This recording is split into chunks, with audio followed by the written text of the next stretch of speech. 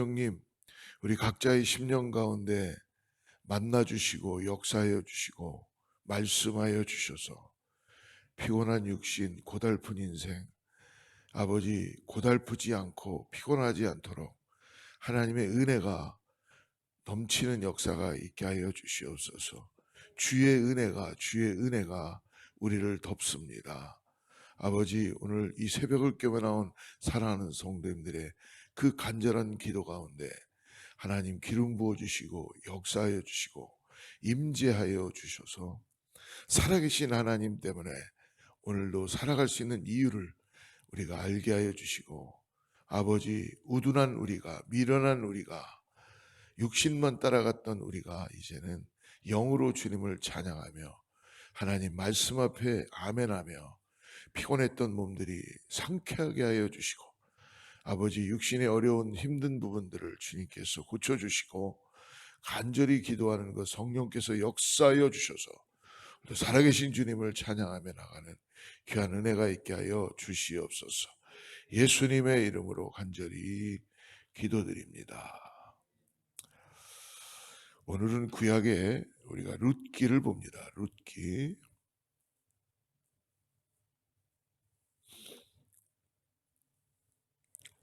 룻기 2장을 봅니다. 2장 1절부터 13절까지 말씀을 같이 합독합니다. 룻기 2장.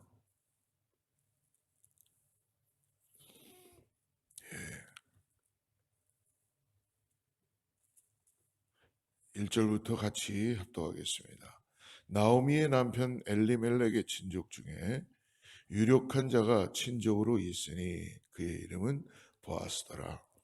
모압 여인 룻이 나오미에게 이르되 원하건대 내가 밭으로 가서 내가 누구에게 은혜를 입으면 그를 따라서 이삭을 주겠나이다 하니 나오미가 그에게 이르되 내 따라 갈지어다 하매 룻이 가서 베는 자를 따라 밭에서 이삭을 줍는데 우연히 엘리멜렉의 친족 보아스에게 속한 밭에 이르렀더라. 마침 보아스가 베들레헴에서부터 와서 베는 자들에게 이르되 여호와께서 너희와 함께 하시기를 원하노라 하니 그들이 대답하되 여호와께서 당신에게 복 주시기를 원하나이다 하니라.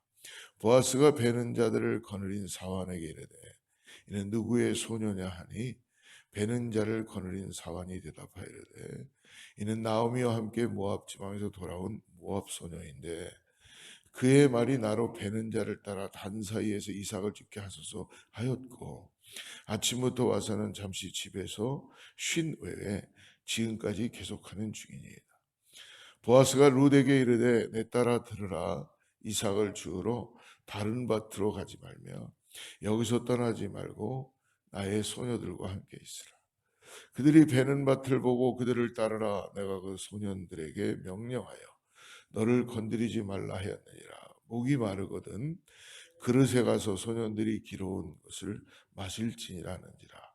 룻이 엎드려 얼굴을 땅에 대고 절하며 그에게 이르되 나는 이방 여인이거늘 당신이 어찌하여 내게 은혜를 베푸시며 나를 돌보시나이까 하니 보아스가 그에게 대답하여 이르되 내 남편이 죽은 후로 내가 시어머니에게 행한 모든 것과 내 부모와 고국을 떠나 전에 알지 못하던 백성에게로 온 일이 내게 분명히 알려졌느니라.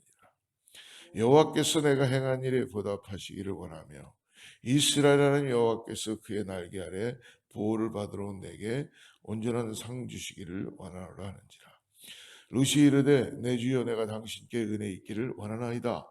나는 당신이 하나 중에 하나와도 같지 못하오나 당신이 이 하녀를 위로하시고 마음을 기쁘게 하는 말씀을 하셨나이다 하니라. 네.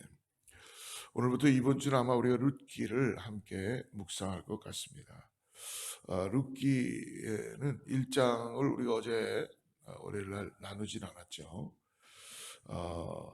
오늘부터 묵상하게 되는 룻기의 배경은 어제 1장에 보면 1장 1절에 이렇게 쓰여져 있습니다. 사사들이 치리하던 때에 그 땅에 흉년이 드니라. 즉 사사들이 치리하던 사사들이 함께 했던 하나님이 세우신 사사들이 이스라엘을 다스리던 때였지만 하나님께 기도하지 않았죠, 이스라엘 백성들은. 그리고 각각이 자기가 원하는 대로 생각과 소견대로 살았던 시대였습니다. 어떻게 되겠어요? 영적으로 암울한 거죠. 암울해요. 여러분, 우리가 오늘도 주님을 의지하고 믿고 나가면요, 하나님은 우리를 놀랍게 새롭게 해줄 줄 믿습니다. 원수가 친구가 되고요, 우리의 속사람을 바꿔주시고요, 생각도 바꿔주시고요, 우리의 필링도 바꿔주세요. 아멘. 그래서 여러분 꼭 하나님 뜻 가운데 하나님 의지하고 나아가시는 저와 여러분들이 축복합니다. 이때 베들레헴에 살던 나오미라는 여인이 이방 여인들의 모압 땅, 베들레헴에 흉년이 들었어요. 그래서 모압 땅, 이방 땅입니다. 모압 땅으로 이주해서, 근데 그곳에 가서도 두 아들이 죽게 되죠. 그리고 며느리 자부 두 사람만 남게 되는데, 그 중에 한 사람 오르바는 자기 고향으로 떠나가게 되고, 루시 그렇게 시어머니가 가라고 하는데도 따라가게 됩니다. 다시 베들레헴으로 돌아오게 됩니다. 베들레헴의 흉년이 끝나고 이제 베들레헴에 다시 돌아가는 상황인데, 베들레헴이라는 게 뭐죠? 네, 떡집이죠. 네. 떡집 하니까 아마 아침에 배가 좀 고프실 겁니다만 좀 참으시고요. 네. 베들레헴은 떡집입니다. 즉 뭐예요? 하나님의 은혜가 풍성하게 있는 곳이다라는 거예요. 근데 오늘 그 중에 특히 룻이 이제 나오미를 쫓아가서 하나님의 일들을 보게 되는데, 쫓아가는 이유가 한 가지 딱 있었죠. 어머니의 하나님이 나의 하나님이십니다. 이방년이 이렇게 고백을 해요. 예, 놀라운 역사인 줄 믿습니다. 혹시 며느리 아직 보시지 않았죠? 이제 보게 될 분들 사위를 보셨군요. 뭐 사위도 마찬가지고 며느리 사위도 있어요. 그래요? 잘 한 번씩 드시기 그러는데, 사위 없는 분들은 꼭 사위를 얻으시길 바랍니다. 왜냐하면 며느리든 사위든 여러분 뭐라고 말씀합니까? 어머니의 하나님이 나의 하나님입니다 라는 그런 신앙이 되시는 시어머니들 되시기를, 친정어머니 되시기를 축복합니다. 근데 내가 여러분들을 보니까 다 성공했어. 지금 가만히 보니까 정말 우리 자녀들 정말 믿음의 길 잘 걸어가고, 그죠? 하나님 내가 잘 섬기니까 자녀들이, 특별히 5월은 가정의 달인데 그걸 보는 거예요. 예, 꼭 열매가 맺히게 될 줄을 믿습니다. 오늘 기회가 되면 꼭 그 며느리나 사위들한테 전화하셔서, 예, 하나님이 너를 사랑하신단다라고 꼭 격려의 이야기를 해주고 기도하시기를 축복합니다. 오늘 그러므로 룻기에서 이 암울했던 사사 시대에 있었던 하나님의 특별한 은혜와 축복을 오늘 우리들에게 함께 나눌 수 있도록 2장에 들어와서 말씀을 해줍니다. 여러분 혹시 우리 인생을 살다 보면은 머피의 법칙이라는 게 있어요. 즉 뭐냐 하면 안 될 때는 계속 안 된다. 즉 뭐예요? 엎친 데 덮친 격으로, 이런 말 많이 쓰죠. 이거 좀 뭔가 순서대로 좀 좋았다 안 좋았다 그러면 좋은데, 그냥 계속적으로 엎친 데 덮친 격으로 그런 일들이 우리에게 일어날 경우가 있습니다. 그때 우리마다 생각할 때 내가 무엇을 잘못했나라는 그런 죄책감을 가질 때도 있어요. 내가 뭔가를 잘못해서 그러나라고 생각할 때도 있습니다. 여러분, 하나님은 우리가 무엇을 잘못했기 때문에 그거를 축복으로 바꾸어 주시는 분인 것을 믿으시길 바랍니다. 하나님은 결코 우리의 잘못된 걸 가지고 계속 잘못되게 우리를 인도해 가시는 분이 아니에요. 그거는 우리의 생각과 우리의 잘못된 우연이라는, 하나님 안에는 오늘 말씀이 우연에 대해서 얘기하는데요. 우리는 우연이라고 얘기하지만 하나님 안에는 우연이 없는 거로 아예 마음속에 믿으셔야 합니다. 그래야지 우리 인생이 하나님이 인도하는 대로 그냥 살랑살랑 바람이 부듯이 강물에 배를 띄우면 물길 따라 가듯이 가게 되는 줄을 믿습니다. 하나님은 그렇게 우리를 우연을 가장한 축복으로 인도해 가시게 되는 거지요. 그러므로 여러분 오늘 모압 땅을 떠나 베들레헴에 도착한 이 나오미와 룻은 이제 베들레헴에서 새로운 삶을 다시 시작합니다. 근데 지금 현재 두 사람이 먹고 살 수 있는 방법은 룻이 다른 사람 밭에 추수할 때 가서 떨어진 곡식을 주워오는 일을 하는 것입니다. 그때 하나님께서는 이스라엘 백성들이 추수할 때 반드시 지켜야만 하는 규정을 주신 것이 있어요. 레위기 19장 9절에요. 이렇게 기록되어 있습니다. 너희가 너희의 땅에서 곡식을 거둘 때에 너는 밭 모퉁이까지 다 거두지 말고 내 떨어진 이삭도 줍지 말며. 하나님 너무 놀라운 분이죠. 이스라엘 백성들에게 얘기해 주시는 거예요. 추수할 때 다 긁어 모으지 말라는 거예요. 옆으로 다 떨어져 있는 이삭들은 다 내비로 두라는 거예요. 네. 첫째는 뭐예요? 네가 나눌 수 있는 마음을 가져야 된다. 이게 어디서 왔는지를 알아야 된다는 거죠. 할렐루야. 그리고 너만 사는 게 아니라 너를 통해서, 나를 통해서 사람만 살겠어요? 새도 와서 곡식을 먹겠죠. 그런 것처럼 하나님의 섭리와 하나님의 역사가 있는 것입니다. 그래서 하나님께서는 모세를 통하여 이스라엘 백성들이 가나안 땅에 들어가 정착하고 농사를 지으며 살아가게 될 때 이 아주 지켜야 되는 주의사항을 말씀해 주십니다. 밭에 모퉁이까지 모두 추수해 버리지 말고 모퉁이분의 나락들을 남겨두라고 하셨습니다. 여러분 추수하다가 떨어진 이삭은 줍지 말고 그대로 둬라. 포도원의 열매도 남겨두라고 하셨는데 그 이유는 가난한 사람과 거류민들, 즉 이스라엘 땅에 거주하는 이방인들을 위해서라도 말씀해 주는 거예요. 우리 교회가 이거를 잘 지금도 하나님 우리에게 깨닫게 해주시는 거예요. 우리 매 친교하고 뭐 나누죠.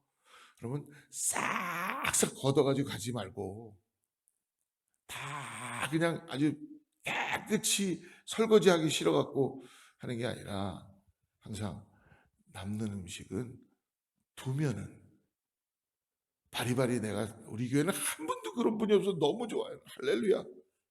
저기 어디 뉴욕이나 어디 같은 데가 있다 그러시는 것 같은데 잘 모르겠어요.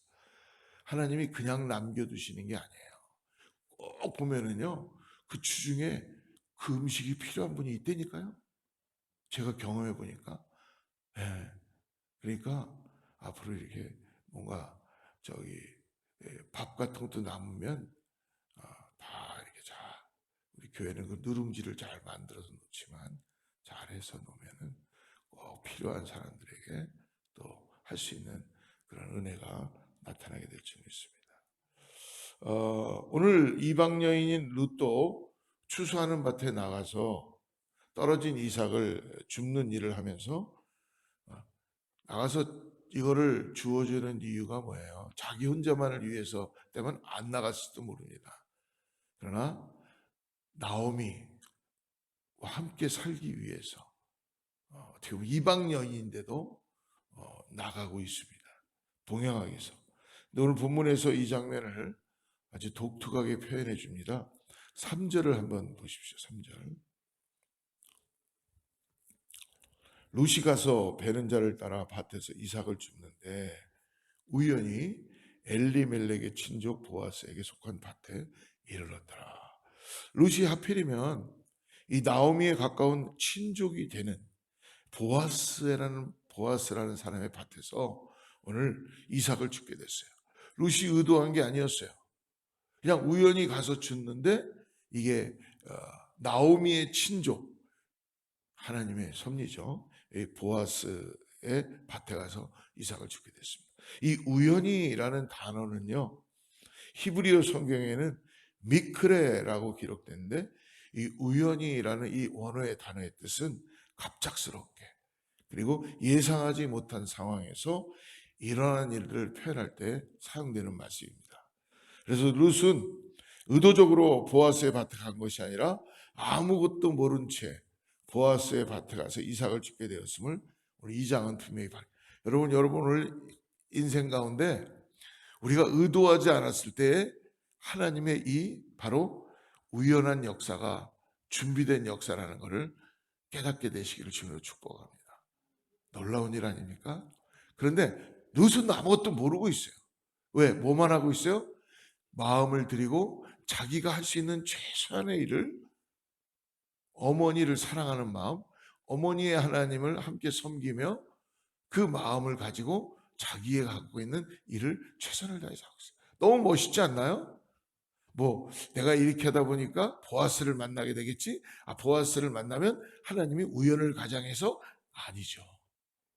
나의 삶에서 신실한 마음으로 정말 내가 주어진 일에서 최선을 다해서. 근데 쉽지 않죠? 예. 때때로는 짜증도 나고 내가 이거 왜 해야 돼?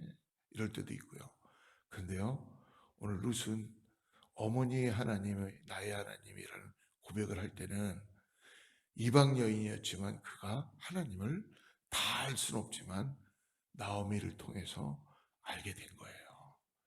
하나님이 그의 마음을 바꾸시는 거죠.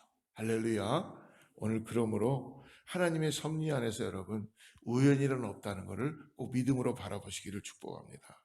하나님께서는 이미 모압에서부터 나오미와 룻을 택하셨고 그들을 베들레헴으로 이끄셨어요. 그리고 특히 룻을 나오미의 친족인 보아스의 밭으로 인도해 주셨습니다. 그리고 룻기 나중에 결말에도 나타내듯이